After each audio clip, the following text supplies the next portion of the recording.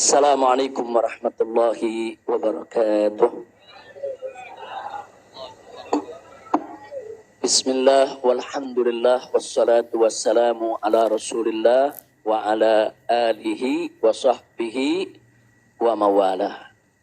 Ahiba'il kiram, usikum jami'a wa nafsi bi taqwallah wa bi ta'ati rasulillahi sallallahu alaihi wasallam. Fa nas'alallah subhanahu wa ta'ala an yahdiyana ila siratikal mustaqim wa yaj'alana minal muttaqin wa yudkhilana jannatahu jannatan na'im. Amin ya rabbal alamin. Segala puji kita panjatkan bagi Allah Jalla Jalaluh. Saya bersyukur sekali kepada Allah, sangat berbahagia pada hari ini. Akhirnya saya sekeluarga bisa kembali pulang ke rumah. Alhamdulillahirabbil alamin. Dan saya juga mengucapkan terima kasih secara khusus kepada pengurus Dewan Pimpinan Luar Negeri Front Pembela Islam Saudi Arabia. Beberapa pengurusnya ikut dengan saya pada hari ini. Mereka ikut mengawal dari Mekah, Jeddah sampai ke tempat ini. Di antara yang ikut ada Ustadz Abdul Hakim selaku sekretaris dari FPI Saudi. Kemudian ada juga Ustadz Son Haji, Ustadz Jazuli, Ustadz Ihsan. Kemudian juga ada Habib Abdullah Maulad Dawilah. Ditambah lagi Habib Abu Bakar Mugebel. Jumlah semua kami berangkat dari sana ada 18 orang. Alhamdulillah semua dimudahkan. Kita doakan mereka-mereka yang telah dengan setia menemani kita, membantu kita sehingga semua urusan menjadi lancar. Jazakumullahu khairal jaza. Nah, baiklah ya ikhwan. Yang pertama ingin saya sampaikan di sini, saya sekeluarga selama tinggal di kota suci Makkah tidak ada kesulitan apapun. Jadi kita tidak ada kesulitan, kita tidak ada kesusahan. Walaupun ada pihak lain yang mencoba untuk membuat saya sulit, membuat saya susah. Tapi alhamdulillah tidak pernah berhasil. Wa yamkuruna wa yamkurullah wallahu khairul makirin. Jadi kalau saya malu sekali kalau saya harus katakan, oh di Mekah ini susah, kita diasingkan, kita dijauhkan. Enggak. Di Mekah nikmat, baladan aminan mubarakat. Kita mendapatkan kenikmatan di Mekah luar biasa. Di sini saya banyak kawan, sampai di Mekah saya dapat kawan juga tidak kalah banyak. Di sini kita punya jamaah, sampai di Mekah juga kita punya jamaah. Di sini kita punya pengajian, sampai di Mekah juga kita buka pengajian. Di sini kita punya gerakan dakwah, ternyata di Mekah juga kita buka gerakan dakwah. Jadi artinya enggak ada yang kurang. Bahkan sekali lagi kita katakan di Mekah ini tentu punya kelebihan yang luar biasa untuk ibadah 100.000 kali lipat ganjarannya. Sebetulnya kalau ingat 100.000 kali lipat kayaknya nggak mau pulang ya. Habib, 100.000 kali lipat begitu sampai Tamburan satu lagi nilainya. Di Petamburan nilainya 1, kalau di Mekah nilainya 100.000. Laulal wajibat dakwiyah, kalau tidak ada kewajiban dakwah di negeri ini, saya tidak akan tinggalkan Mekah. Kita cinta Mekah, Mekah luar biasa, satu negeri yang memang penuh keberkahan. Baladan aminan mubarakat. Jadi sekali lagi, selama kita di Mekah, alhamdulillah. Kalaupun ada sedikit tantangan-tantangan, sedikit kesulitan-kesulitan, tapi semua itu bisa atasi dengan mudah ya ikhwan. Nah baiklah. Kemudian yang perlu saya sampaikan juga ya ikhwan, di tempat ini, kenapa muncul aneka ragam isyaat? Itu isu-isu, gosip, rumor, dan lain sebagainya. Katanya saya mau ditangkap lah, mau dideportasi lah, kemudian juga overstay lah, dan seterusnya. Jadi yang ingin saya sampaikan di sini, ya saya memang overstay pada awalnya. Jadi sebulan sebelum visa saya habis, saya waktu itu mendapat pencekalan, tidak boleh pulang. Nah, tapi pencekalan tersebut bukan karena melanggar aturan, bukan. Bukan karena melanggar ketentuan keimigrasian, bukan. Jadi kalau ada mengatakan karena ada pelanggaran, ada pidana, bohong. Saudara, itu hoax, bahkan itu fitnah. Jadi saya dicekal li asbabin amniyah. Itu ditulis dalam surat cekalnya. Li asbabin amniyah, karena alasan keamanan. Nah, biasanya kalau alasannya melanggar di situ ditulis mukhalafatun nizam atau at-takhalluf anin nizam. Nah, itu namanya melanggar aturan. Enggak ada. Di dokumen saya tidak ada kalimat at-takhalluf anin nizam atau mukhalafatun qanun. Enggak ada. Yang ada adalah li asbabin amniyah, untuk alasan keamanan. Nah, tentunya saya tidak diam. Saya terus melakukan lobby dengan pemerintah Saudi, dengan otoritas Saudi. Ini asbabun amniyah yang bagaimana maksudnya. Kemudian kenapa saya tidak bisa keluar dan seterusnya. Ini terjadi pembicaraan yang cukup panjang ya ikhwan. Tapi memang mereka sendiri mengaku. Jadi saya ini di sana diperiksa oleh Badan Intelijen Saudi. Saya diperiksa oleh Dewan Keamanan Saudi, saudara. Nah, belakangan, saudara, kenapa saya diperiksa? Mereka mendapatkan laporan sampah dari negeri ini ya. Jadi mereka bilang ini zubalah. Nahnu nahsul alal maklumat kadzibah. Kita mendapat informasi yang bohong. Bahkan mereka bilang zubalah. Zubalah itu sampah ya, informasi sampah tentang Anda. Jadi katanya saya ini buronan, melarikan diri. Ada persoalan hukum yang saya hadapi. Saya ini katanya red notice. Kemudian ada lagi yang mengatakan kalau saya ini saudara orang politik yang selalu bikin keributan di mana-mana, nanti bahaya untuk keamanan Saudi. Nah, ini laporan-laporan semacam ini. Saya tidak mau menuduh siapa yang melapor, si A atau si B atau si C ya ikhwan. Tapi ini ada. Dan ini bukan laporan dari orang biasa. Kalau laporan dari orang biasa, saudara, nggak bakal dihiraukan oleh pemerintah Saudi. Ini tingkat negara. Ini bukan tingkat RT, bukan tingkat RW, ini tingkat negara. Negara Saudi mendapatkan laporan. Berarti yang memberikan laporan ini, saudara, ini tingkat tinggi juga. Nah, tapi ala kulihal semua kita buktikan. Mereka bilang, apa betul? Anda ini punya kasus hukum. Ada 2 kasus hukum. Satu di Jakarta, satu di Bandung. Saya katakan kepada mereka, saya tidak punya kasus hukum. Mana buktinya? Saya punya SP3. SP3-nya saya terjemahkan ke dalam bahasa Arab. Kayaknya dalam sejarah nggak pernah ada SP3 diterjemahkan ke dalam bahasa Arab. Sebab kalau saya serahkan SP3, ya tentu kan polisi di sana nggak paham. Intelijen di sana nggak paham. Apa isinya, apa maksudnya. Kita terjemahkan dalam bahasa Arab. Kita buat dokumen resmi, terjemah resmi. Jadi saya katakan tuduhan apa yang Anda dapat dari pemerintah Indonesia? Oh, Anda ini melarikan diri dari Jakarta karena ada kasus hukum. Saya tunjukkan, ini SP3. Silakan Anda baca. Begitu mereka baca, mereka kaget. Oh, ini kan hukum sudah selesai. Kenapa kok masih dilaporkan Anda tetap bersalah? Jadi pemerintah Saudi sendiri yang menilai ya. Nah, kemudian yang kedua, waktu kasus Bandung, saya bilang juga udah nggak ada perkara. Punya SP3, saya terjemahin lagi SP3-nya. Saudara. Nah, terakhir mereka bilang katanya Anda ini dikejar-kejar badan intelijen dari negara Anda. Saya bilang enggak, saya nggak punya persoalan dengan badan intelijen. Oh, tapi ini ada laporannya. Anda bisa buktikan kalau Anda tidak punya permasalahan dengan badan intelijen Indonesia? Punya. Loh, apa buktinya? Saya punya dokumen.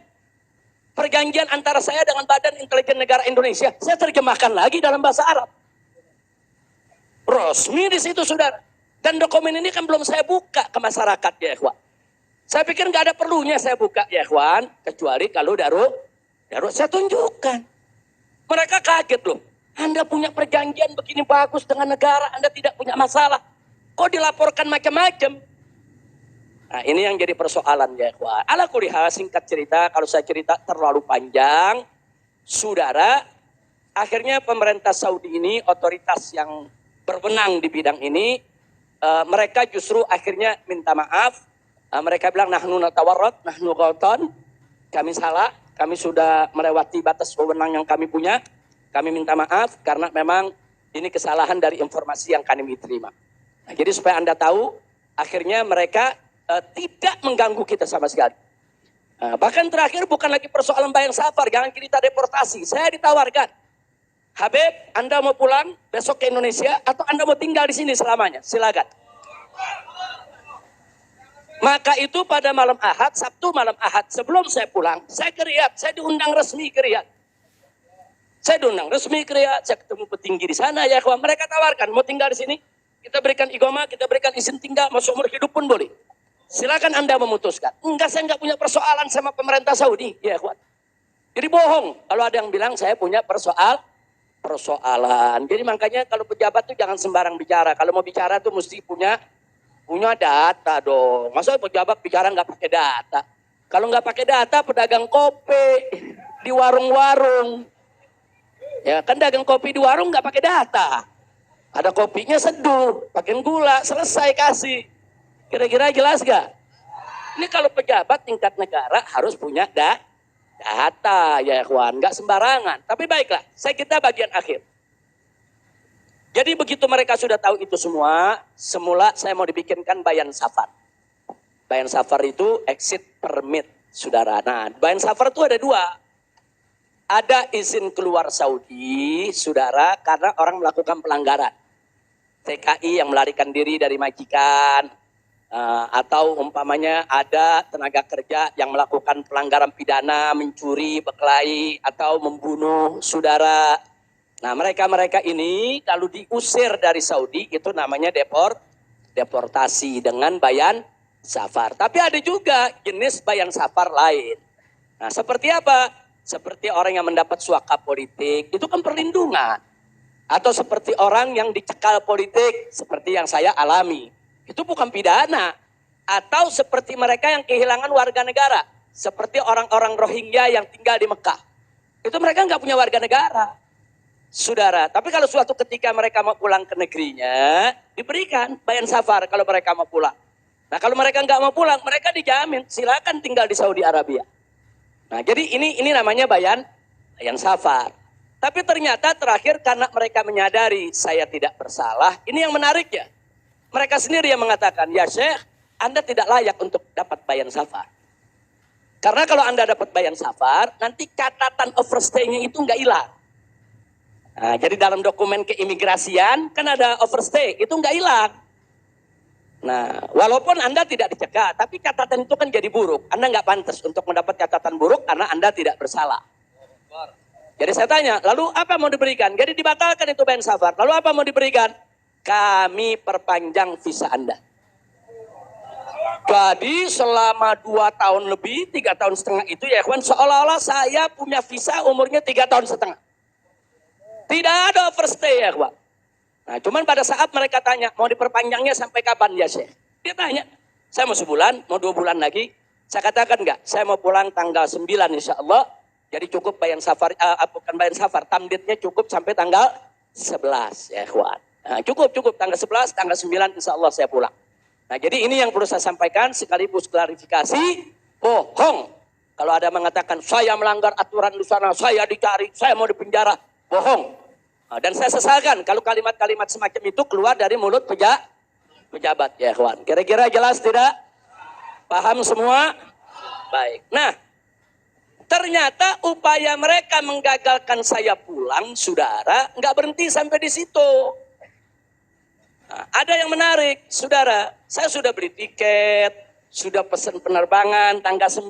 Tiba-tiba dari Indonesia ini ada yang membuat email atas nama saya. Namanya Habib Muhammad Rizik Syihab. Saudara, pakai foto saya. Email ini dikirim ke travel tempat saya memesan tiket. Nah, apa isi pesannya? Bahwa kami tidak jadi berangkat, mohon dibatalkan. Kami punya jadwal. Jadi ada upaya begitu. Ini bukan.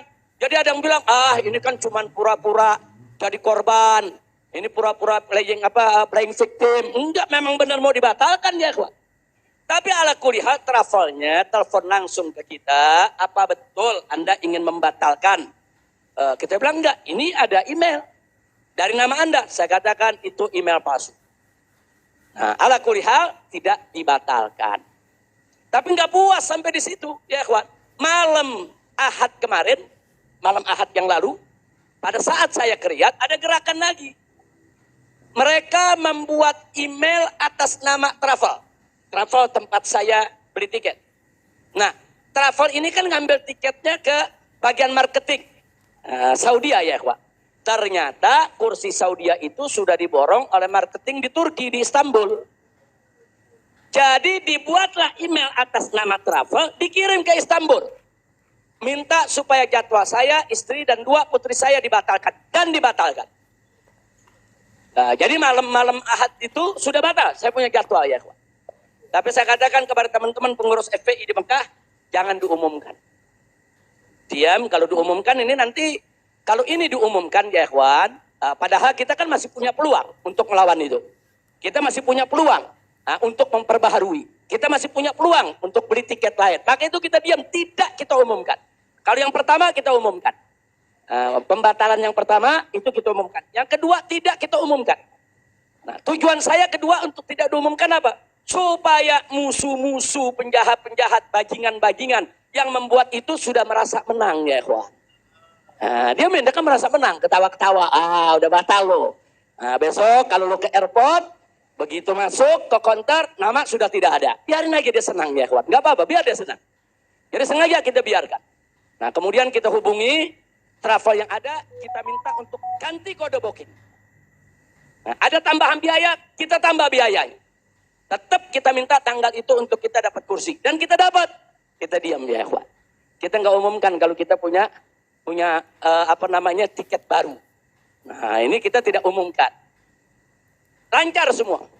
Tapi ternyata jebol juga informasi ke mereka kalau saya punya tiket baru ya, kawan. Lalu apa yang terjadi? Pesawat berangkat jam 7. Dari jam 11 siang saya sudah kirim orang untuk check-in. Jam 2 kita sudah full semua, kita sudah dapat check-in. Barang sudah masuk.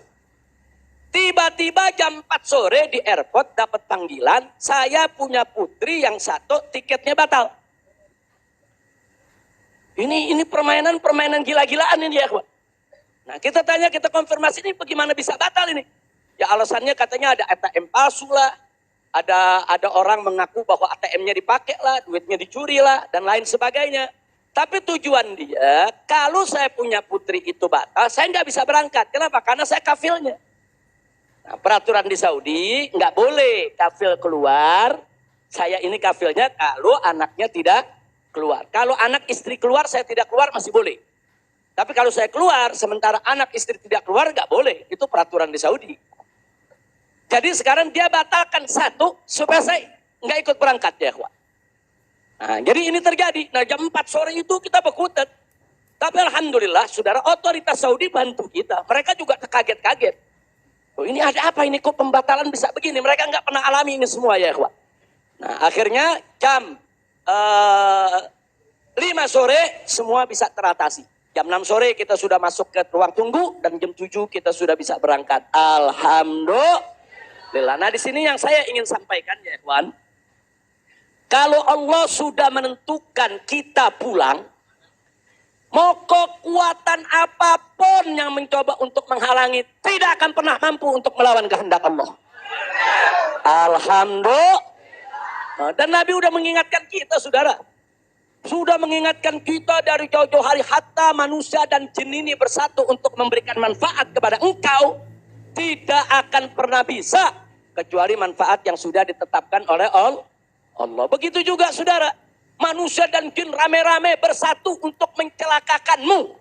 Saudara, tidak akan pernah kamu bisa celaka kecuali sesuatu yang sudah ditetapkan oleh Allah. Maka itu saya mengajak semua di sini belajar dari ini semua.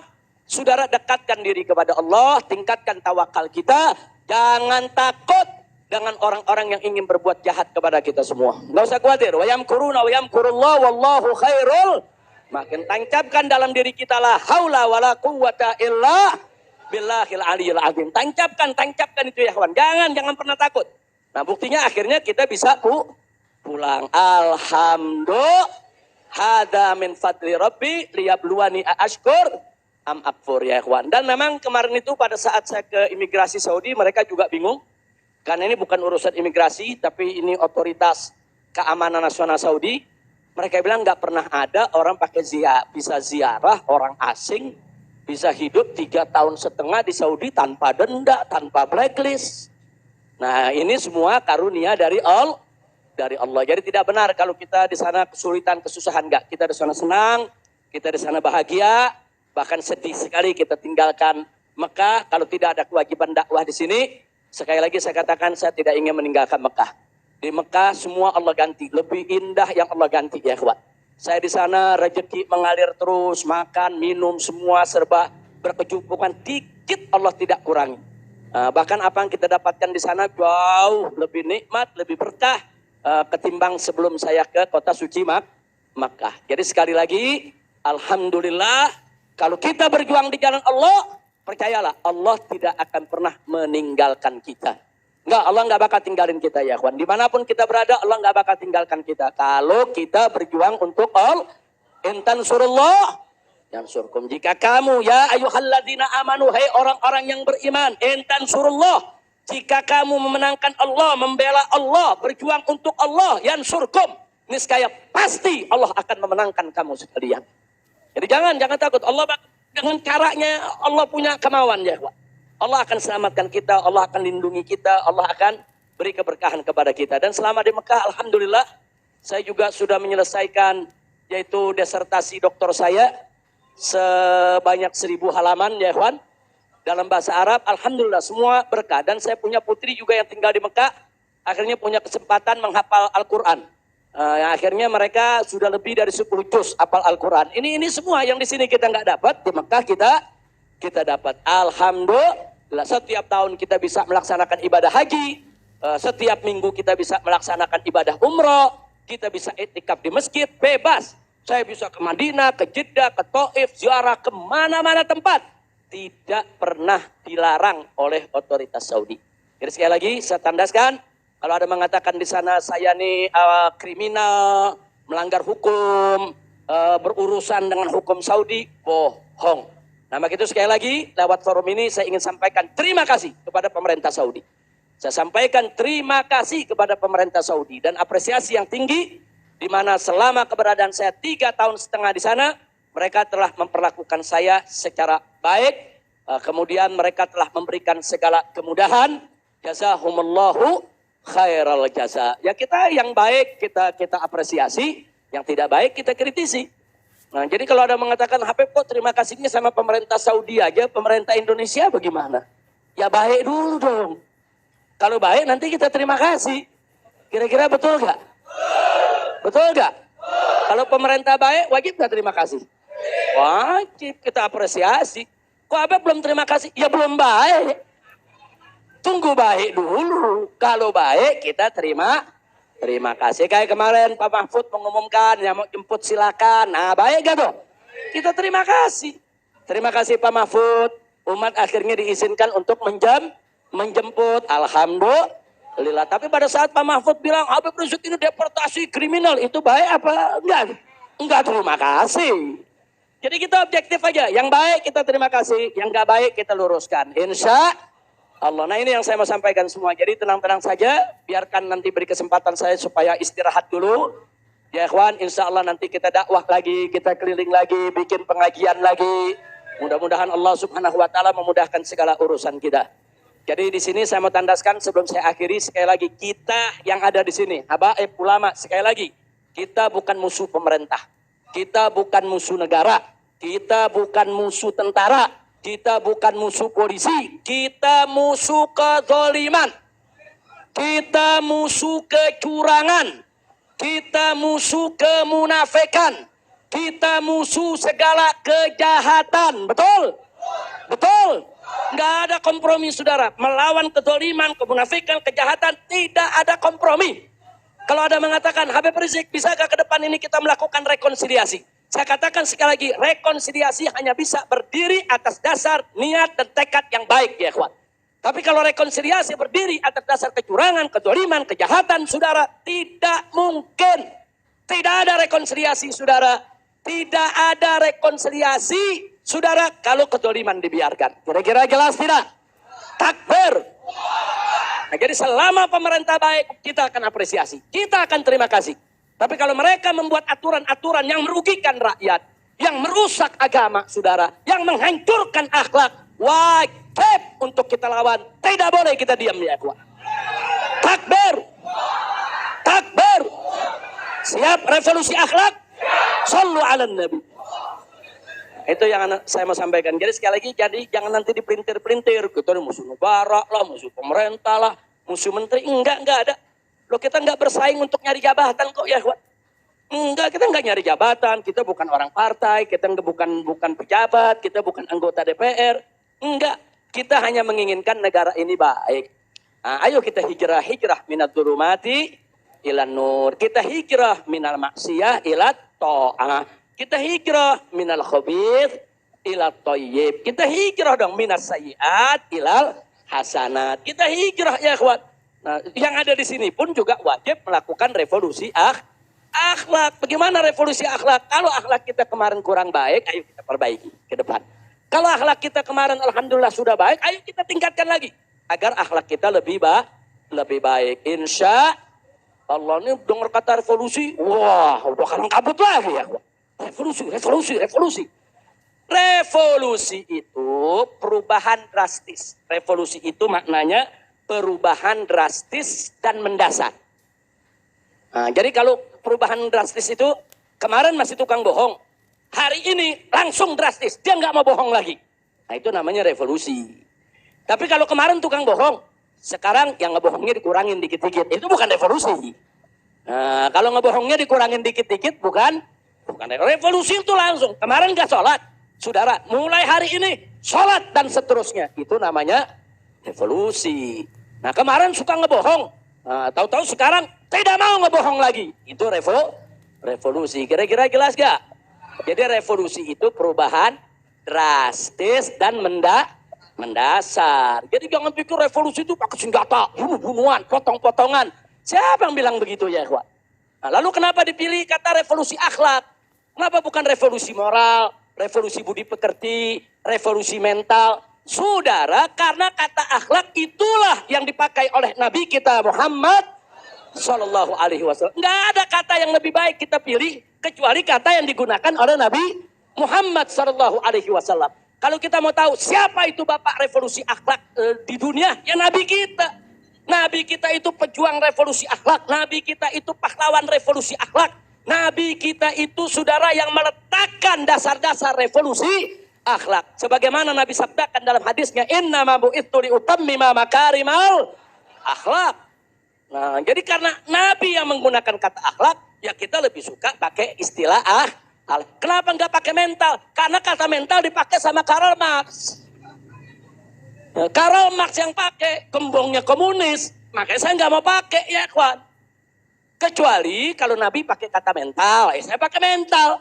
Kalau Nabi pakai kata budi pekerti, saya pakai budi pekerti. Nabi pakai kata apa? Akhlak. Berarti kita perlu pakai kata apa? Siapa suri tauladan kita? Siapa contoh kita? Shallu ala nabi. Allahumma shalli wa sallim alaihi. Kira-kira jelas gak? Paham semua? Alhamdulillah. Saya pikir itu yang bisa saya sampaikan. Terima kasih banyak. Jangan semua diborong di sini. Nah, kan kita masih mau ceramah di mana-mana, insya. Bandung udah main pesen aja, Beb, di Bandung, Beb. Nah, insya Allah nanti kita ke Bandung, kita ke Madura, kita ke Lombok, kita ke Aceh, kita ke Pontianak. Kita akan keliling semua untuk terus melanjutkan dakwah. Ustadz Maher, Medan, shallu ala nabi. Alhamdulillah ada Ustadz Maher di belakang. Ustadz Maher mestinya duduk di depan, Ustadz. Ta'al. Lampung, insya Allah. Palembang, insya Allah. Nah, ini Habib Hamid bilang jangan jauh-jauh dulu, Pondok Rangon, Jakarta. Al-Kiran Ahad katanya. Khair, insya Allah kita lihat, mudah-mudahan saya sehat walafiat. Dan tadi saya minta maaf, ada sempat kecapean kita. Akhirnya saya turun, saya nggak bisa lagi berdiri. Sempat tidur 10 menit itu di bawah, nggak kuat karena dehidrasi. Itu terlalu haus, terlalu capek ya kawan. Tapi alhamdulillah setelah 10-15 menit kita bisa berdiri lagi. Alhamdulillah. Nah itu saja yang bisa saya sampaikan. Jazakumullah khair wa jaza. Hanif bawain ke sini. malana maulan siwa. Bacanya tapi jangan dibagi di pulang-pulang. Langsung aja baca. Ya. Allah Allah Allah Allah malana maulan siwa Allah. Allah Allah malana